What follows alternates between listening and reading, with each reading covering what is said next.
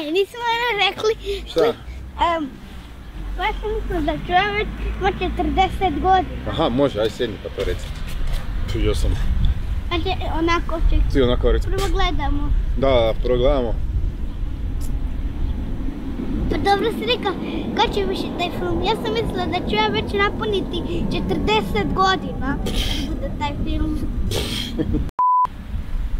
Pa dobro si rekao, kad će taj film? Ja sam mislila da ću se već u fakultet upisati kad bude taj film.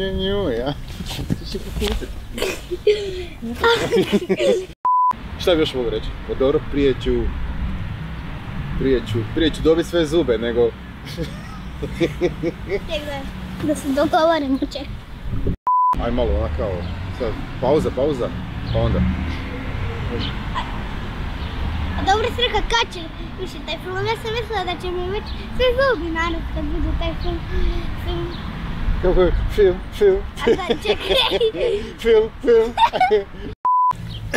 Dobro si rekao, kad će taj više film? Ja sam mislila da će već biti Hajduk prvak prije nego tvoj film. Što sad gluposti pričaš? A neće baš toliko biti dugo čekat svi. Pa sad ti mi rekao da to kažem.